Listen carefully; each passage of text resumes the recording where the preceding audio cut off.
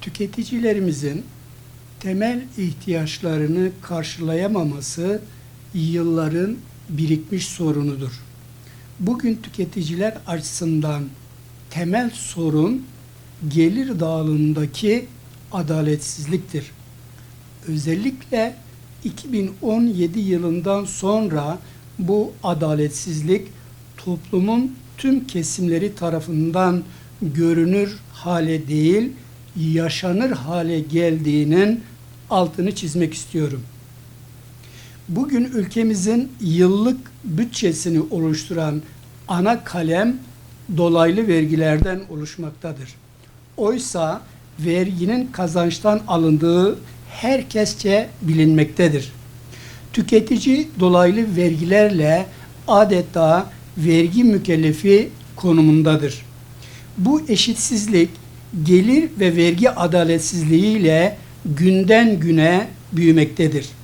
2012-2014 yılları arasında tüketici örgütleri kurşunsuz benzinin litre fiyatının 5 TL olmasını kırmızı çizgi olarak belirlemişlerdi.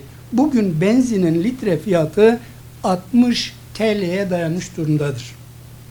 Yeni yılın yeniden değerleme oranlarıyla gelen yeni zamlar tüketici yaşamını daha da çekilmez hale gelecek ve iplikten tüm ürünlere kadar, iğneden ipliğe kadar her ürüne yeniden zam gelecektir. Tüketici mevcut geliriyle temel ihtiyaçlarını karşılayamaktan uzaktır. Açlık ve yoksulluk kendisi için adeta kader olarak biçilmiştir. Özellikle gıdada durum daha da vahimdir. Bugün 1 kilo biftek ve 1 kilo pirzola ile 2018 yılında bir kurban kesildiği gibi çocuklara ve torunlara bayram harçlığı bile kalırdı. Bugün birçok aile 3 öğün yemeğe bile muhtaç durumdadır. Şimdi mecliste taban aylığının 20 bin liraya çıkarılması tartışmaları yaşanmaktadır. Açlık sınırının 30 bini aştığı bu günlerde 1000-2000 lira tüketici için bir çare midir? Bugün ülkemizde adaletten bahseden herkes Hazreti Ömer adaletinden bahsetmektedir. Hazreti Ömer yaşasaydı vatandaşına açlık sınırı altında bir ücret hak görür müydü? Sosyal devlet açlık sınırı altında gelirini artırırım, gerisine karışmam, sorumluluğum yoktur der mi?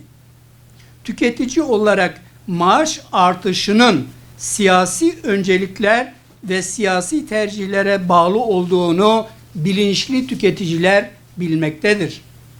Milletvekillerinin maaşı dahi yeterli olduğunu düşünmüyoruz. Ancak milletvekili maaşı alan ve tüketicinin oyuyla seçilen kişi nasıl olur da emekli maaşının 1000 lira artışını ve tüm emeklilere %18 maaş artışını reva görür, oy verir? Oysa daha fazlası beklenirdi. Bugün ülkemizde tüketici mevcut geliriyle ancak 200 kilo ekmek tüketirken Amerika Birleşik Devletleri tüketicisi geliriyle yılda 120-150 kilo et tüketmektedir.